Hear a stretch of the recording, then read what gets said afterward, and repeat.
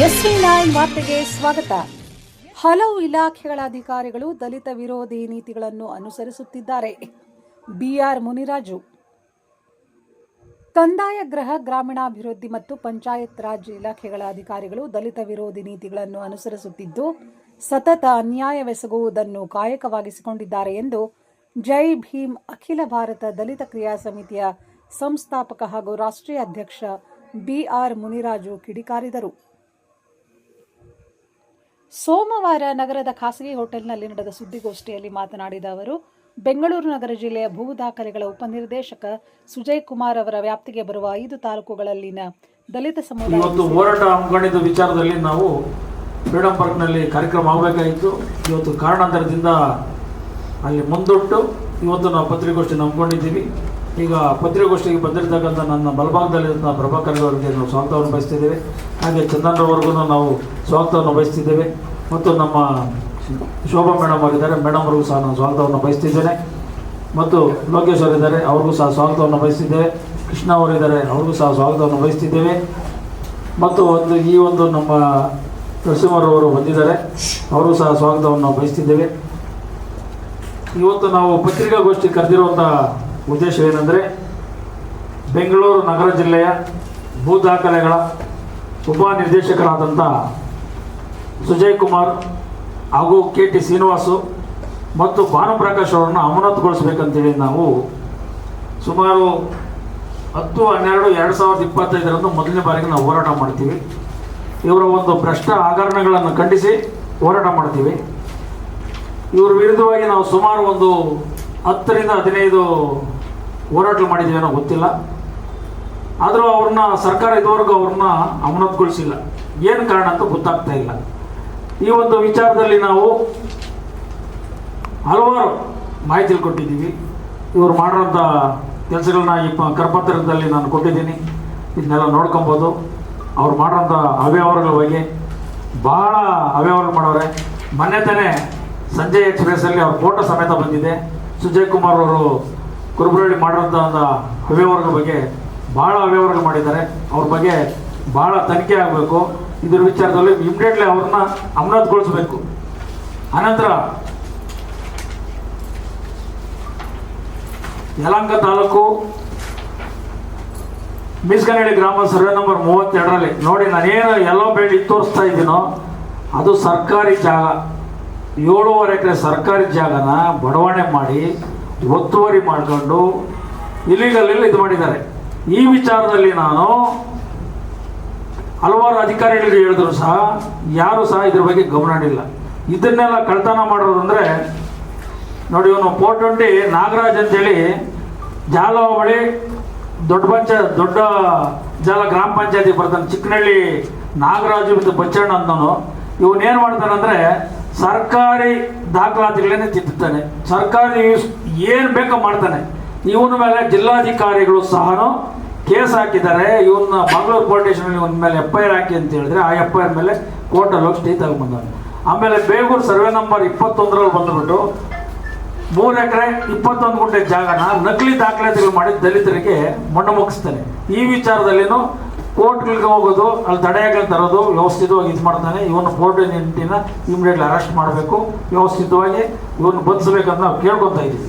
ಆಮೇಲೆ ಈ ವಿಚಾರದಲ್ಲಿ ಮಾನ್ಯ ತಹಶೀಲ್ದಾರ್ ಅವರಿಗೆ ಕಂಪ್ಲೇಂಟ್ ಕೊಟ್ಟಿದ್ದಾರೆ. ಕಂಪ್ಲೇಂಟ್ ಕೊಟ್ಟು ತಹಶೀಲ್ದಾರ್ ಆಫೀಸಲ್ಲಿ, ಯಲಹಂಕ ತಹಶೀಲ್ದಾರ್ ಆಫೀಸಲ್ಲಿ ಅವ್ರನ್ನ ಪರಿಶೀಲನೆ ಮಾಡಿ ಸರ್ಕಾರಿ ವಶಕ್ಕೆ ತಗೊಳ್ಳಿ ಅಂತ ಹೇಳಿದ್ರೆ, ಈ ಕೆಲವು ಕುಲ್ಗೇಟ್ ಅಂತ ಕೆಲವು RIಗಳು VIಗಳು ಈ ಹೊಸದಾಗಿ ಬಂದಿರೋದಂಥ ತಹಶೀಲ್ದಾರ್ ದಿಕ್ಕು ತಪ್ಪಿಸಿ ಯಾವುದೇ ಕಾರಣಕ್ಕೂ ಮಾಡದಿರ ನಿಲ್ಲಿಸಿದ್ದಾರೆ. ಇದು ತುಂಬ ದ್ರೋಹ. ಇದು ಇಮಿಡಿಯೇಟ್ಲಿ ಅದನ್ನು ವ್ಯವಸ್ಥಿತವಾಗಿ ತೆರವುಗೊಳಿಸಿ ಆ ಜಾಗನ ಸರ್ಕಾರಿ ವಶಕ್ಕೆ ತಗೊಬೇಕು.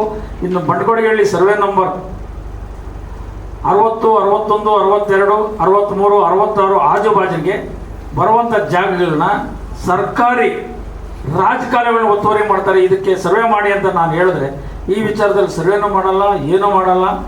ವ್ಯವಸ್ಥಿತವಾಗಿ ಸರ್ಕಾರಿ ಜಾಗಗಳನ್ನೇ ಗುಳುಂ ಮಾಡ್ಕೊಂಡಂಥ ಬಂಡಗೋಡಿಹಳ್ಳಿಯಲ್ಲಿ ಒಬ್ಬ ಭ್ರಷ್ಟ 420 ಸದಸ್ಯನು ಮಾಜಿ ಆಗಿದ್ದಾನೆ. ಈಗ ಅವನೇನು ಮಾಡ್ತಾರೆ, ಸರ್ಕಾರಿ ಜಾಗಕ್ಕೆ 910ಗಳು ಹಾಕ್ಕೊಂಡು ಸರ್ಕಾರಿ ಜಾಗದಲ್ಲೇ TDR ತಗೊಳೋದಕ್ಕೆ ವ್ಯವಸ್ಥಿತ ಹೋಗ್ತಾರೆ.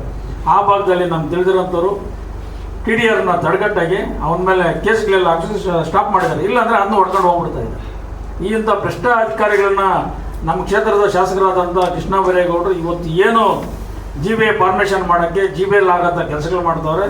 ಅವ್ರಿಗೊಂದು ಕಿವಿ ಮಾತು ಹೇಳ್ತೀನಿ, ನೀವು ಮಾಡ್ತಾ ಇರೋದು ಎಲ್ಲ ಕೆಲಸಗಳು ಕರೆಕ್ಟಾಗಿದೆ. ಕೃಷ್ಣ ಬೈರೇಗೌಡ್ರೆ, ನಿಮ್ಮ ಭಾಗದಲ್ಲಿ ಆಗ್ತಿರೋಂಥ ಅನ್ಯಾಯಗಳನ್ನ ಮೊದಲು ಸರಿಪಡಿಸಿ. ಯಾಕಂದರೆ ಎಲ್ಲ ಕೆರೆ ಗುಡ್ಡಗಳನ್ನ ಒತ್ತುವರಿ ಮಾಡವ್ರೆ, ರಾಜಕಾಲುವೆಗಳನ್ನ ಒತ್ತುವರಿ ಮಾಡ್ಕೊಂಡವ್ರೆ. ಬಂಡ್ಕೋಳಿಗಳಲ್ಲಿ ಮಶಾಣಕ್ಕೆ ಹೋಗೋಕೆ ರಸ್ತೆ ಇಲ್ಲ. ಇವತ್ತು ಸಮಾಜ ಕಲ್ಯಾಣ ಇಲಾಖೆಯಿಂದ ನಾನು ಅನುದಾನ ಬಿಡುಗಡೆ ಮಾಡಿಸಿ ಅಲ್ಲಿ ಕೆಲಸ ಮಾಡೋಕೆ ಹೋದ್ರೂ ಮೆಟೀರಿಯಲ್ ತಗೊಂಡು ಹೋಗೋಕೆ ಜಾಗ ಬಿಡ್ತಾ ಇಲ್ಲ ಕೆಲವು ಸವರ್ಣೀರು. ಇದ್ರ ಬಗ್ಗೆ ನೀವು ಗಮನ ಹರಿಸಬೇಕು.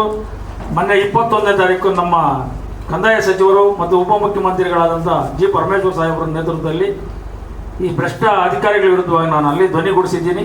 ಇದುವಾಗೇನೋ ಕಿಂಚಿಂದು ಇದು ಮಾಡ್ತಾ ಇಲ್ಲ. ಯಾವುದೇ ಕಾರಣಕ್ಕೂ ಇನ್ನೊಂದು 2-3 ದಿನದಲ್ಲಿ ಸುಜಯ್ ಕುಮಾರ್ ಅವ್ರನ್ನೇ ನಾನು ಅಮಾನತುಗೊಳಿಸಿಲ್ಲ ಅಂದರೆ 10ನೇ ತಾರೀಕು ಬೃಹತ್ ತಮಟೆ ಚಳವಳಿಯನ್ನು ಮಾಡ್ತೀವಿ. ಅವ್ರನ್ನ ಬಂಧಿಸಬೇಕು, ವ್ಯವಸ್ಥಿತವಾಗಬೇಕು. KT ಶ್ರೀನಿವಾಸನ್ ಅವರು ಒಂದೇ ಜಾಗದಲ್ಲಿ 15ರಿಂದ 18 ವರ್ಷಗಳ ಕಾಲ ಕೇರ್ಪುರಮಲ್ಲಿ ಕೆಲಸ ಮಾಡ್ತಾ ಇರ್ತಾರೆ. ಅವನ ಬಗ್ಗೆ ಲೋಕಾಯುಕ್ತೂ ಹೋಗಿ ಲೋಕಾಯುಕ್ತ ರೈಡಾಗಿ ಸುಮಾರು ದಿನ ಜೈಲಲ್ಲಿ ಇರ್ತಾನೆ ಅವನು KT ಶ್ರೀನಿವಾಸನ ಕೆಲಸ ಏನು? ಇದಕ್ಕೆಲ್ಲ ಬಂದ್ಬಿಟ್ಟು ಸುಜಯ್ ಕುಮಾರ್ಗೆ ಎತ್ಕೊಡೋದು, ಸುಜಯ್ ಕುಮಾರ್ ಹಿಂದೆ ಬಿಡೋದು, ಈ ಥರ ಕೆಲಸಗಳು ಮಾಡ್ತಾ ಇದ್ದಾನೆ. ಯಾವುದೇ ಕಾರಣಕ್ಕೂ ಅವನ ಕೆಲಸ ಅವನು ಮಾಡಬೇಕು, ಇವ್ರ ಕೆಲಸ ಇವ್ರು ಮಾಡಬೇಕು. ಅದನ್ನು ಬಿಟ್ಬಿಟ್ಟು ಮೊನ್ನೆ ಯಲಹಂಕದಲ್ಲಿ ಇವ್ರದ್ದು ಕೆಲಸ ಆಯ್ತು ಅಂದರೆ ಇವರು ಕುಂಬಾರಳ್ಳಿದು ಕೆಲಸ ಆಯ್ತು ಅಂತ ಹೇಳಿದ ಕೂಡಲೇ ಈ ಒಂದು ವಿಚಾರದಲ್ಲಿ ಬಂದುಬಿಟ್ಟು ಅಲ್ಲಿ ಮೊನ್ನೆ SR ವಿಶ್ವನಾಥ್ ಅವ್ರದ್ದು ಬರ್ತ್ಡೇ ಇತ್ತು. ಆ ಬರ್ತ್ಡೇ ಟೈಮಲ್ಲಿ ಬಂದ್ಬಿಟ್ಟು ಅಲ್ಲಿ ಏಕಾಏಕಿ ಅವರೇ ಬಂದರು, ಆಫೀಸ್ಗೆ ಬಂದರು, ಕಚೇರಿಗೆ ಬಂದ ಕೂಡಲೇ ಎಲ್ಲ ಎಂಕ್ವೈರಿ ಮಾಡ್ತಾಯಿದ್ರು. ಏನಪ್ಪ ಎಂಕ್ವೈರಿ ಮಾಡ್ತಾವ್ರೆ ಅಂತ ನಾವು ನೋಡ್ತಾ ಇದ್ರೆ ಬೇರೆ ಯಾವುದೋ ನೋಡೋಕೆ ಅವರು ಬದಲಾವಣೆ ಆಗಿರೋದನ್ನ ಅವ್ರ ಮೇಲೆ ಏನು ತೊಂದರೆ ಆಗಿದೆಯೋ ಆ ತೊಂದರೆನ ಮುಚ್ಚಾಕಕ್ಕೆ ಬಂದಿದ್ದಾನೆ ಅಲ್ಲಿಗೆ. ನಾನು ಬೇರೆ ಅನ್ಕೊಂಡು ಬಂದವನ ಅಂತ ಹೇಳ್ಕೊಂಡಿದ್ದೀನಿ. ಅವ್ನು ಮುಚ್ಚಾಕಕ್ಕೆ ಬಂದ ಆಮೇಲೆ ನನ್ನ ಕರೆದ ಮಾತಾಡಿದೆ, ಮುನ್ರಾಜರೇ ನಿಮ್ದು ಏನಿದ್ರು ನಮ್ಮ ಹತ್ರ ಬನ್ನಿ, ನಾನು ಮಾಡ್ಕೊಡ್ತೀನಿ, ನಿಮ್ಮ ಕೆಲಸಗಳ ಬಗ್ಗೆ ನಾನು ನೋಡ್ಕೊತೀನಿ, ನೀವೇನು ತಲೆನೇ ಕೆಡ್ಸ್ಕೊಳಕ್ಕೆ ಹೋಗ್ಬೇಡ್ರಿ ಅಂತೇಳಿ ನನಗೆ ದಿಕ್ ತಪ್ಸಕ್ಕೆ ಬಂದ. ನೀನೇನಪ್ಪ ನಮ್ಮ ಕೆಲಸಗಳು ಮಾಡ್ತೀಯ, ನೀನು ಅವೆಲ್ಲ ಮಾಡೋಕ್ಕೆ ಹೋಗ್ಬೇಡಿ ಅಂತಂತ ನಾನು ಇದು ಮಾಡಿದೆ.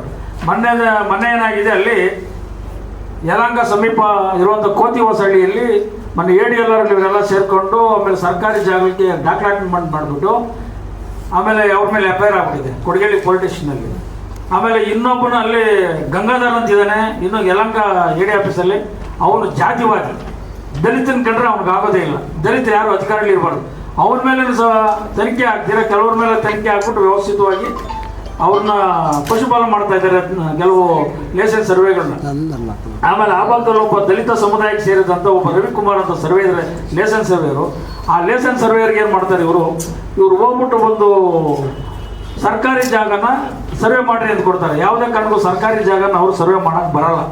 ಆ ಜಾಗನ ಹೋಗ್ಬಿಟ್ಟು ಇವ್ರು ಸರ್ವೆ ಮಾಡ್ತಾವ್ರು ಅಂದರೆ ಭಾಳ ಬೇಜಾರಾಗ್ತದೆ. ಅವ್ರ ಕಾನೂನು ಚೌಕಟ್ಟಲ್ಲಿ ಅವ್ರನ್ನ ಅಮಾನತುಗೊಳಿಸಿದ್ದಾರೆ. ಆಮೇಲೆ ಇಲ್ಲಿಗಲಲ್ಲಿ ಅಮಾನತುಗೊಳಿಸಿದ್ದಾರೆ. ಯಾರು ನಮ್ಮ ಉಪನಿರ್ದೇಶಕರಾದಂಥ ಸುಜಯ್ ಕುಮಾರ್ ಇಮಿಡಿಯೇಟ್ಲಿ ಅವ್ರನ್ನ ವಾಪಸ್ ತೊಗೊಂಡು ಇದು ಮಾಡಬೇಕು. ಮತ್ತು ಅವ್ರದ್ದು ಗ್ರೂಪ್ನಲ್ಲಿ ನಾನು ಆ್ಯಡ್ ಮಾಡಿದರೆ ರವಿಕುಮಾರ್ನ ಗ್ರೂಪ್ನಿಂದ ಡಿಲೀಟ್ ಮಾಡೋಕ್ಕವ್ರೆ. ಅವ್ರ ಜೊತೆಲಿ ಇನ್ನೊಬ್ಬರು ಪ್ರಕಾಶ್ ಅನ್ನೋರ್ನನ್ನು ಅಮಾನತು ಮಾಡಿರ್ತಾರೆ, ಅವ್ರ ಗ್ರೂಪ್ನಲ್ಲಿ ಹಂಗೆ ಬಿಡ್ತಾರೆ. ಯಾಕಂದ್ರೆ ಇವ್ರು ದಲಿತ, ಇನ್ನೊಬ್ರು ಬಂದು ಆಧಾರ್ ಅಂತ ಹೇಳ್ಬಿಟ್ಟು ಇದೆಲ್ಲ ಖಂಡನೆ ಆಗುತ್ತೆ. ಈ ಒಂದು ವಿಚಾರದಲ್ಲಿ ಸರ್ಕಾರಿ ನೌಕರಿಗೆ ನನ್ನ ತೊಂದರೆ ಆಯಿತು ಅಂದರೆ ನಾವು ಯಾವುದೇ ಕಾರಣಕ್ಕೂ ಸುಮ್ಮನೆ ಇರಲ್ಲ. ಈ ವಿಚಾರನ ಸರ್ಕಾರಿ ನೌಕರರ ರಾಜ್ಯಾಧ್ಯಕ್ಷರಾದ ಷಡಕ್ಷರಿವರೆಗೂ ನಾನು ಕಿವಿ ಮಾತು ಹೇಳ್ತೀನಿ. ಮಾನ್ಯ ಷಡಕ್ಷರಿ ಸಾಹೇಬ್ರೆ, ನೀವು ಒಬ್ಬ ಅಧ್ಯಕ್ಷರಾಗಿದ್ದು ಒಳ್ಳೆ ವಿದ್ಯಾವಂತರಾಗಿದ್ದೀರಾ. ಇಂಥದ್ದು ಸಣ್ಣ ಪುಟ್ಟ ವಿಚಾರಗಳು ಬಂದಾಗ ಸರ್ಕಾರ ಅಂದರೆ ಎಲ್ಲ ಒಂದೇ. ಅದರಲ್ಲಿ ಜಾತಿ ತೋರಣೆಗಳು ನೋಡಿದಿರ, ಲೇಸನ್ ಸರ್ವೆಗಳು ಆಗಿರಲಿ ಇನ್ನೊಬ್ಬರೇ ಆಗಲಿ ಯಾವುದೇ ಕಾರಣಕ್ಕೂ ತೊಂದರೆ ಕೊಡ್ತೀರೇ ವ್ಯವಸ್ಥಿತ ಕೆಲಸ ಮಾಡಿಕೊಂಡು ವ್ಯವಸ್ಥಿತ ಹೋಗ್ಬೇಕಂತ ಹೇಳ್ತೀವಿ. ಇಲ್ಲಾಂದರೆ ನಿಮ್ಮ ರಾಜೀನಾಮೆಗೆ ಒತ್ತಾಯಿಸಿ ನಾವು ಬೃಹತ್ ಹೋರಾಟ ಅಂತ ಮಾಡ್ತೀವಿ. ಯಾಕಂದರೆ ಅಲ್ಲಿ ನೀವು ಇದು ಮಾಡಬಾರ್ದು. ಯಾಕಂದರೆ ನಾವು ನೋಡ್ತಾ ಇರ್ತೀವಿ, ಬೆಳಗ್ಗೆ ಇದ್ದರೆ ಸಾಯಂಕಾಲ ಇದ್ದರೆ ನೀವು ಒಳ್ಳೊಳ್ಳೆ ಸರ್ಕಾರ ಪರವಾಗಿರ್ತೀರಾ, ಕೆಲಸ ಮಾಡ್ತೀರಾ. ಯಾವುದೇ ಸರ್ಕಾರ ಬಂದ್ರೂ ಅವರಿದು ಹೋರಾಟ ಮಾಡ್ತಾ ಇದ್ದೀರಾ, ಸರ್ಕಾರಿ ನೌಕರಿಗೆ ಹೆಲ್ಪ್ ಮಾಡ್ತೀವಿ. ಅದೇ ರೀತಿ ಪ್ರತಿಯೊಬ್ಬರಿಗೆ ಇದು ಮಾಡಿರಿ. ಇಂಥ ಭ್ರಷ್ಟ ಅಧಿಕಾರಿಗಳನ್ನ ವ್ಯವಸ್ಥಿತ ಓಡಾಡಬೇಕು, ಮಾಡ್ಸಾಕ್ಬೇಕು.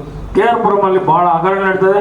ಆಮೇಲೆ BM ಕೌಲಲ್ಲಿ ಇವ್ರು ಎಷ್ಟು ಹಗರಣಗಳು ಮಾಡೋಣ ಗೊತ್ತಿಲ್ಲ. ಯಾರು ಸುಜಯ್ ಕುಮಾರ್ ಅವರು ಸರ್ಕಾರಿ ಖರಾಬ್ ಜಾಗಗಳನ್ನೆಲ್ಲನೂ ಬಿಲ್ಡರ್ ಜೊತೆ ಮಾತಾಡೋದು, ಬಿಲ್ಡರ್ ಜೊತೆ ಹೋಗೋದು ಎಲ್ಲ ವ್ಯವಸ್ಥಿತವಾಗಿ ಮಾಡ್ತಾನೆ. ಅವೆಲ್ಲ ಮಾಡಬಾರ್ದು.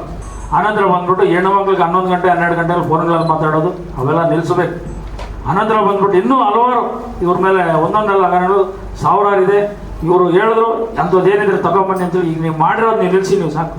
ಇವತ್ತು ಮಿಸ್ಗನ್ ಹೇಳಿದ್ದು ಕೊಟ್ಟಿದ್ದೀವಿ, ಕಾನೂನು ಚೌಕಟ್ಟಲ್ಲಿ ಕೊಟ್ಟಿದ್ದೀವಿ, ಆಮೇಲೆ ಕುರುಬರಳ್ಳಿ ಕೊಟ್ಟಿದ್ದೀವಿ, ಇನ್ನೂ ಹಲವಾರು ಎಷ್ಟು ಬೇಕು ನಿಮ್ಗೆ ಹೇಳಿ. ಆಮೇಲೆ ಬಂಡ್ಕೋಡಿಗೆ ಕೆರೆ ಒತ್ತುವರಿಗಳು, ಎಲ್ಲ ಜಾಗಗಳು, ಮಶಾಣ ಒತ್ತುವರಿಗಳು, ಆಮೇಲೆ ಗಡ್ಕನಹಳ್ಳಿ ಸರ್ವೆ ನಂಬರ್ 4 ಒತ್ತುವರಿಗಳು ನೀವೇ ಡಾಕ್ಯುಮೆಂಟ್ ತಗೊಂಡು ಹೋದ್ರಿ, ಅದು ಯಾವುದೂ ಕೆಲಸ ಮಾಡಲಿಲ್ಲ. ಆಮೇಲೆ ಬಟ್ಕೊಡಗೇರಿ ಸರ್ವೆ ನಂಬರ್ 60ರಲ್ಲಿ ಅಕ್ರಮವಾಗಿ ಒಂದು ಕಾನೂನು ಬಾಹಿರವಾಗಿ ಒಂದು ಚರ್ಚಿನ ಕಟ್ಟಕ್ಕೆ ಬಂದ್ಬಿಟ್ಟು ಅಧ್ವಾಸಕ್ಕೆ ಬಂದಿದ್ರು, ಪಕ್ಕದವ್ರು ನೋಟಿಸು ಕೊಟ್ಟಿರಲಿಲ್ಲ. ಆ ನೋಟಿಸ್ ಕೊಟ್ಟು ಕೆಲಸ ನಿಲ್ಲಿಸಿ ಅಂತ ನಾವು 24ನೇ ತಾರೀಕಲ್ಲಿ ಹೋದಾಗ ನೀವೆಲ್ಲ ಆಕಸ್ಮಿಕವಾಗಿ ಅಲ್ಲಿ ಬಂದಿದ್ರಿ. ಬಂದಾಗ ನಾನು ಮಾಹಿತಿ ಕೊಟ್ಟಾದ್ಮೇಲೆ ಇವತ್ತು 3 ಗಂಟೆಗೆ ನನಗೆ ಬನ್ನಿ ನಮ್ಮ ಆಫೀಸಲ್ಲಿ ಕೂತ್ಕೊಂಡು ಮಾತಾಡೋದು ಅಪಾಯಿಂಟ್ ಕೊಟ್ಟಿದ್ರಿ. ನಿಮ್ಮ ಅಪಾಯಿಂಟ್ ಒಂದು ನಮಸ್ಕಾರ ಮಾಡ್ತೀನಿ.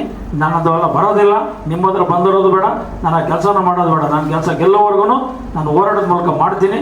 ನೀವು ಅಲ್ಲಿಂದ ತೊಲಗೋವರೆಗೂ ನಾವು ಆ ಆಫೀಸ್ಗೆ ಹೆಜ್ಜೆ ಇಡಲ್ಲ, ಬೇರೆ ಏನು ಕೆಲಸ ಮಾಡಬೇಕು ಮಾಡೇ ಮಾಡ್ತೇವೆ ಅಂತ ಹೇಳ್ತಾ ಇವತ್ತಿನ ಪತ್ರಿಕಾಗೋಷ್ಠಿ ಮುಖಾಂತರ ಇವತ್ತು CMಗೆ ಮತ್ತು ಎಲ್ಲರಿಗೂ ನಾನು ಮನವಿಯನ್ನು ಕೊಡ್ತಾ ಇದ್ದೀನಿ. ಆ ಮನವಿ ಮುಖಾಂತರ ಮನವಿ ತಗೊಂಡು ಇವತ್ತೊಂದು 2-3 ದಿನದಲ್ಲಿ ಏನಾದ್ರೂ ನಮಗೆ ನ್ಯಾಯ ಸಿಗಲಿಲ್ಲ ಅಂದರೆ ಅವರ ವಿರುದ್ಧವಾಗಿ ನಾವು ಒಳ್ಳೆ ಹೋರಾಟಗಾರ ಮಾಡ್ತೀವಿ ಅಂತ ಹೇಳುತ್ತಾ ಈ ಪತ್ರಿಕಾಗೋಷ್ಠಿ ಮುಖಾಂತರ ಇನ್ನೇನು CMಗೂ ಎಲ್ಲರಿಗೂ ಮನವಿಗಳು ಕೊಟ್ಟು ಕಳಿಸ್ತಾ ಇದ್ದೀವಿ. ಇವತ್ತು ನಾವು ಫ್ರೀಡಮ್ ಪಾರ್ಕಲ್ಲಿ ಮಾಡಬೇಕಾಯಿತು. ಪೊಲೀಸ್ ಅಧಿಕಾರಿಗಳು ನಮ್ಗೆ ಬೇಕಾದವರು ಸ್ವಲ್ಪ ಮನವಿ ಮಾಡಿಕೊಂಡ್ರು. ಮುಂದಾಣೆ ಒಂದು ಜಾಸ್ತಿ ಹೋರಾಟಗಳಿದೆ, ದಯವಿಟ್ಟು ಇದೊಂದು ಸರಿ ಮನವಿಯನ್ನು ಕೊಡ್ರಿ. ನೀವು 10ನೇ ತಾರೀಕು ನಾವೇನು ಬೇಕಾ ನಿಮ್ಗೆ ಅವಕಾಶ ಮಾಡಿಕೊಡ್ತೀನಿ ಅಂತ ಹೇಳೋರೆ. ಆ ಒಂದು ಅವ್ರು ಹೇಳಿದ ಕೂಡಲೇ ನಾವು ಇಮಿಡಿಯೇಟ್ಲಿ ಇವತ್ತು ನಾವು ಮೌರ್ಯ ಹೋಟ್ಲಲ್ಲಿ ಇವತ್ತು ನಾವು ಪತ್ರಿಕಾಗೋಷ್ಠಿಯನ್ನು ಕರೆದು ಈ ಪತ್ರಿಕಾಗೋಷ್ಠಿ ಮುಖಾಂತರ ವಿಚಾರನ ಪ್ರಚಾರ ಆಗಿ ಬೆಸ್ಟರ ವಿರುದ್ಧವಾಗಿ ಕಾನೂನು ಚೌಕಟ್ಟಲ್ಲಿ ತಗೊಳೋದಕ್ಕೆ ಮಾಧ್ಯಮದವರು ಈ ಎಲ್ಲ ವಿಚಾರಗಳನ್ನು ಪ್ರಚಾರದ ಮೂಲಕ ನ್ಯಾಯ ಕೊಡಿಸ್ತೀರ ಅಂತ ಹೇಳ್ತಾ ಈ ಒಂದು ಪತ್ರಿಕಾಗೋಷ್ಠಿಯನ್ನು ಇಲ್ಲಿಗೆ ಇವತ್ತು ಮುಕ್ತಾಯಗೊಳಿಸ್ತಾ